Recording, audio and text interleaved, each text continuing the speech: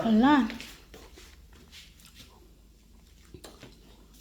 May natamaan dito sa bahay namin. Ma? Yes, baya. Oh my goodness. Sa taas.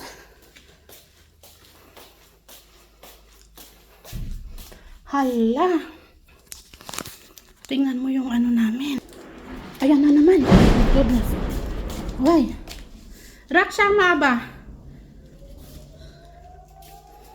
Ayan, nahulog yung ano namin. Ito, at saka matindi yung banda dito. Ayan, nag-alikabok na. Nawala na yung ano, ayun, natanggal. Tapos yung kurtina namin, nahulog. Ayan. Pero parang may naano sa taas. Ewan ko, may tumama yata dyan.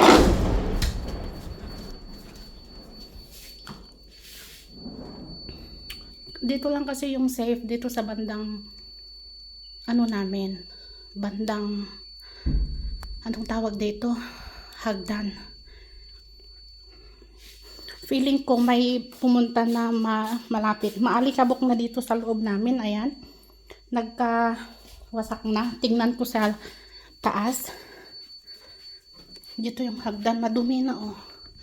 Medyo na shake ang bahay. Sobrang alikabok na. Ayan, nahulog ang mga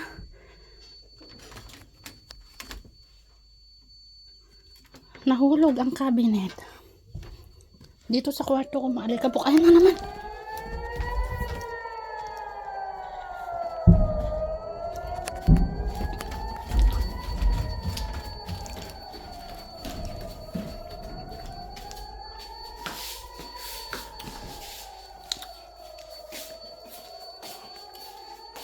Wala kasing mamad dito. Ito lang yung safer. Raksha maaba.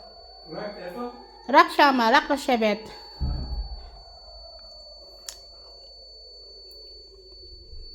Kapag may ganun, hintayin naming pumutok.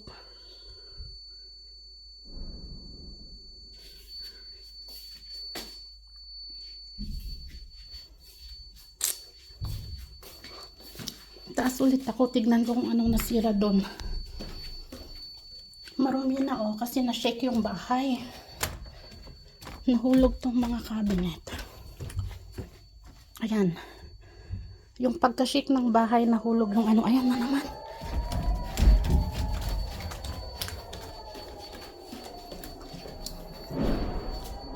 Ay.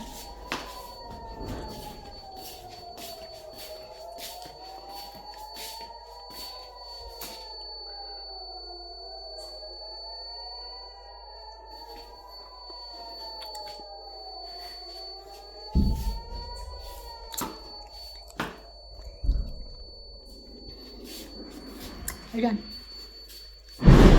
Ayan. Nag-shake na naman ang bahay. Hoy. Sa impact ng nag-ewan ko kung doon sa labas namin tumama. Na-nervous ako doon kasi sa ilang years kong nagano dito, ngayon lang nangyari to na dito sa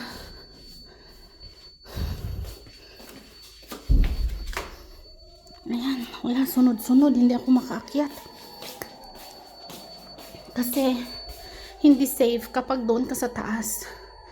Eh dito lang yung safe area ko. Grabe oh, ito kaya niyang hinulog sa shake ng bahay. Ewan ko kung saan ito diba naka ano siya, ayan, natanggal. Saan ba nakabitin ito?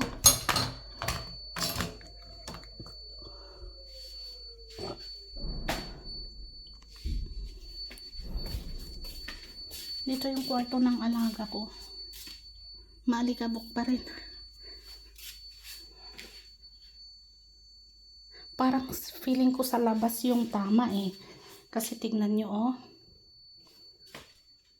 Pati sa CR na shake. Madumi na oh. Ayan yung natanggal. Dito natanggal yung ayan. Grabe. Sunod-sunod na malalakas, malapit dito yung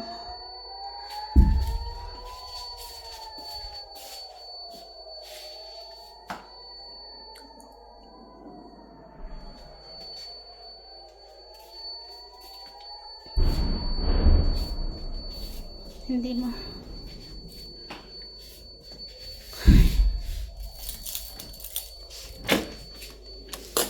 yung sa labas. Ay, dito nga sa amin, tignan nyo. Saan tumama yun? Kasi may part na bomba na tumatama. Dito nga sa amin yun. Oh, why? Hanapin natin. Saan yun tumama? Kasi nag-crash itong mga to. Hanapin natin. So, ibig sabihin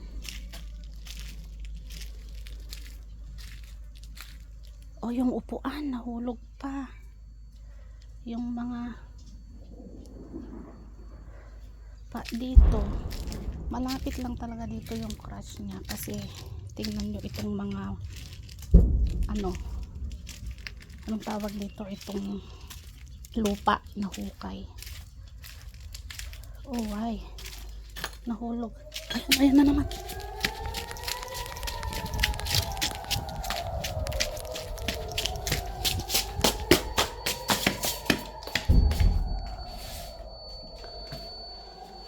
Hala. Sa labas siya. Labas talaga namin yun. Yung tumama.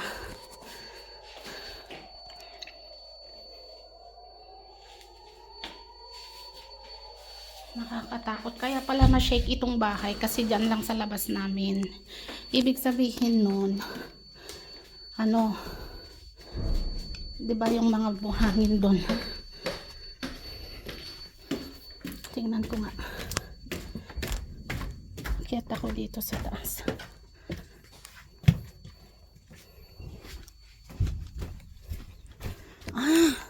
Tingnan nyo yung ng ilaw. Nahulog hanggang doon. Talagang nag-shake yung bahay. My goodness. Yun nahulog yung itong ng ilaw namin.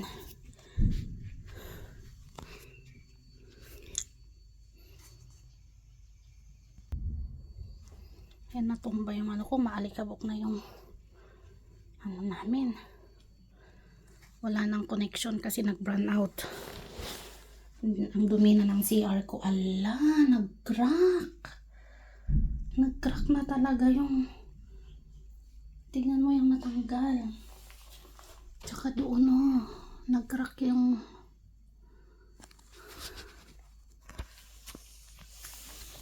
tiles sa taas. Ala, kailangan maglinis na nito. Grabe ang sa lakas ng impact. Na-imove pa itong bed ko doon. Nag-a-announce sila. Talagang delikado ito. May nag-a-announce sa labas.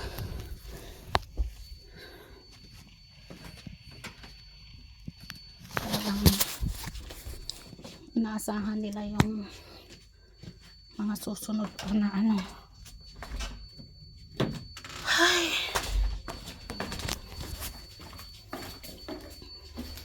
Kolbesedara ba? Hindi pa ako tapos kumakain. Kumakain pa lang ako, pero yun nga, sa lakas ng impact na yun. Ala, tingnan nyo. Nabuksan pa itong ng ref namin. Ayan na. Nagano na Wala pa rin kaming ilaw. Tingnan nyo yung dumi. Ay.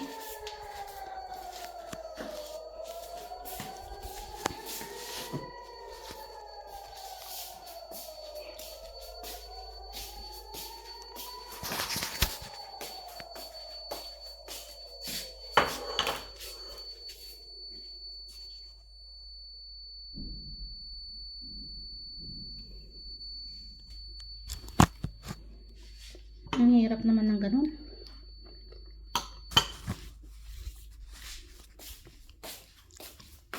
Tignan natin sa kusina.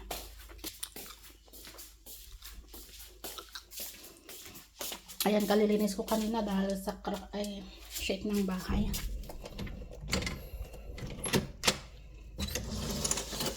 Ayan, yung upuan na hulog. Hala, doon lang talaga sa labas namin. My goodness. Tingnan yung nangyari. Ayun na naman. Close ko muna.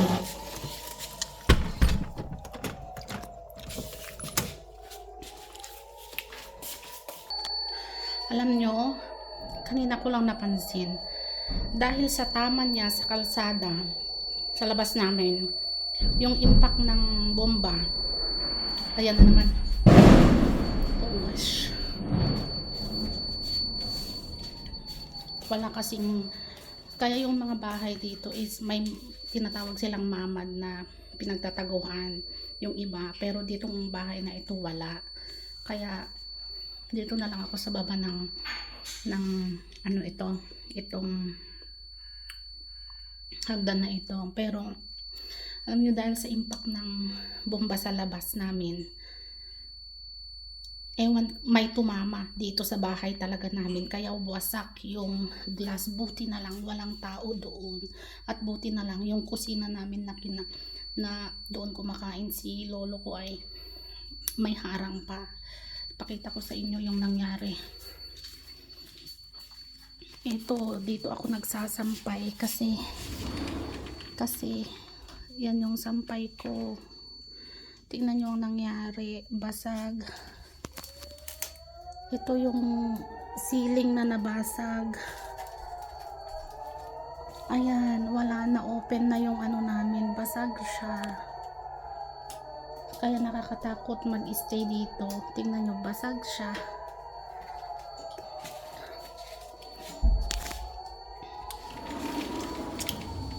Delikado pa.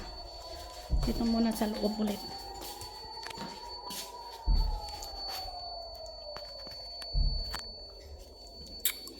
Nagchat-chat na. Oh wow, why? Wala, paano kaya kami? Nagchat yung isang kaibigan ko, sabi niya pipick upin daw siya ng amo nila.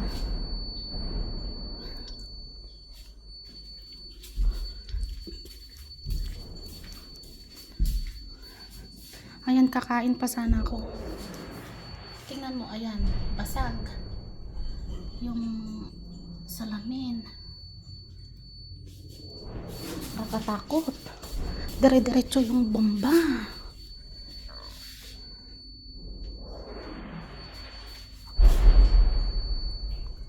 Buti na lang safe si lolo doon.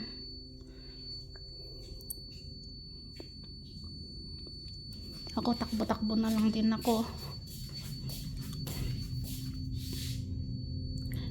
Yung isang friend ko, kukunin daw nila sila kasi baka mas safe doon sa bahay ng anak.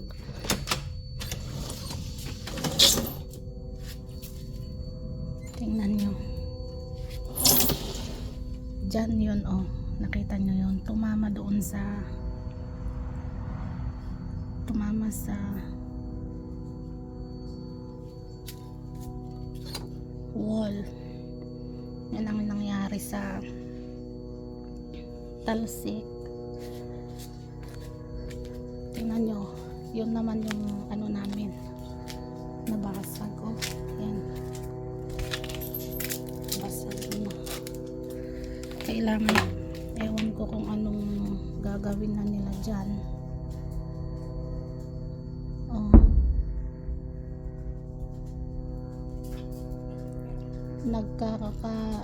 unti-unti nang nahuhulog yung mga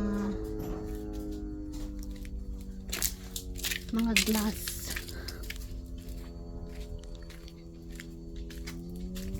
Ito yung ayan, malapit sa ayun yung natamaan. Itong bahay na to, sa labas niya rin tingnan nyo, doon na tama, kaya na putol yung, oops, kaya naputol yung puno na yan kasi doon sa bakod na yun tumama yung ano, ibang ano ng bomba. Oh grabe.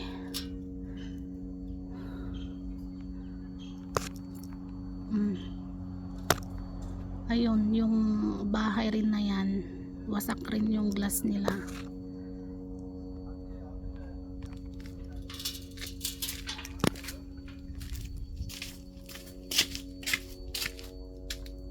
Hanggang dito yung ano, dumi dahil galing doon. Ay, sana stop na, sana tapos na, sana mag-stop na yung tinapay ko. Hindi ko pa nakain kasi tumakbo-takbo ako sa bandang ano.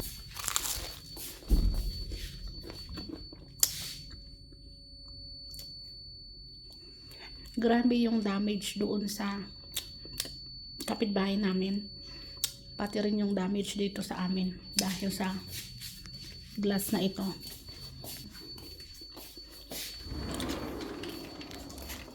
Yan, nag-aanoan na, ala, itong glass na ito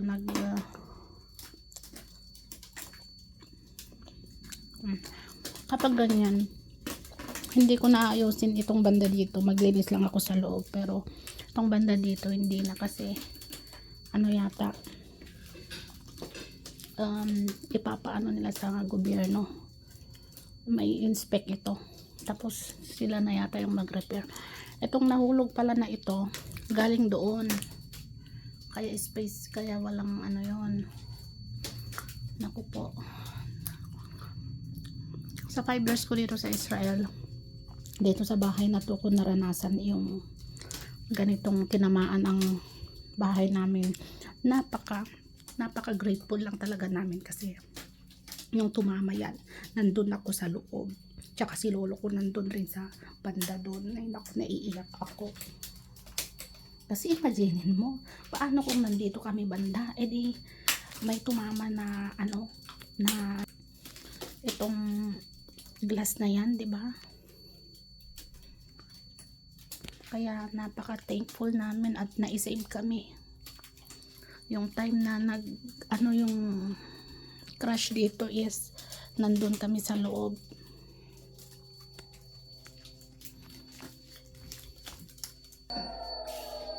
Yan na naman, meron na naman. Ito lang ako maupo kasi dito yung safe. Ganyan yung bahay namin,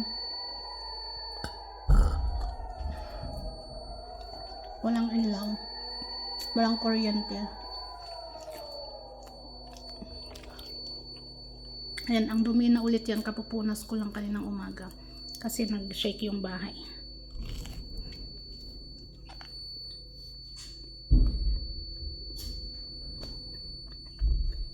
Hindi ko pa naman matawagan si boss ko.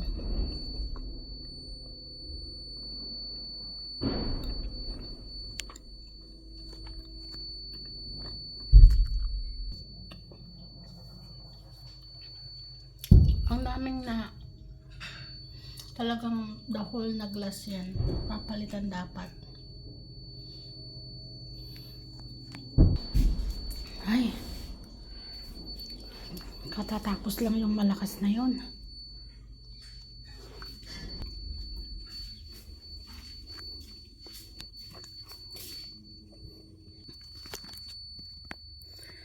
Ito yung naramdaman ko, yung yung effect ng gera.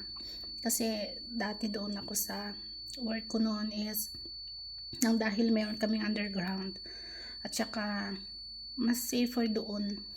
Hindi ko alam bakit yan talaga na tumama eksakto dyan sa labas na yan. Itong work ko pa na ito is relieve ko lang ito sa ngayon.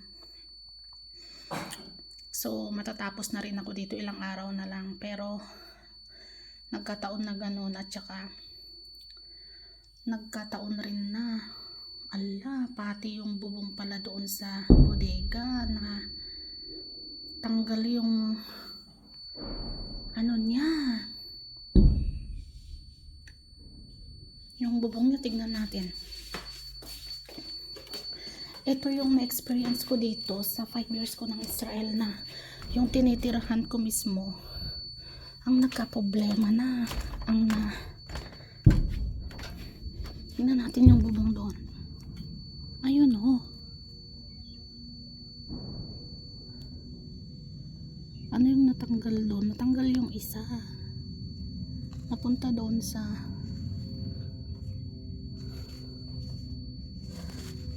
ano,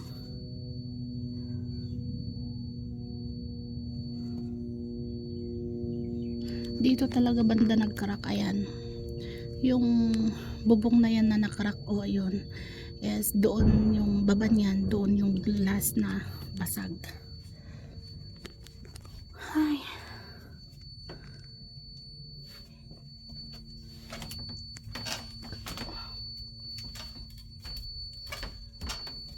grabe sa lakas ng impact niya dito is natanggal niya yung mga layer ng cabinet.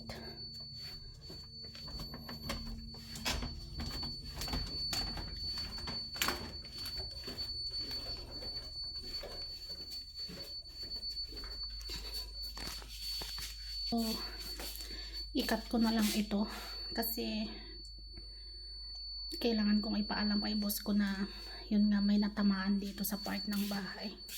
Pero napaka thankful lang talaga namin kasi nung nangyari yun ay wala kami sa area na yun. Nandito kami sa kabilang area. Though iisang bahay itong na damage, pero yung moment na may tumama doon is nasa tabi lang kami, kaya na-save kami.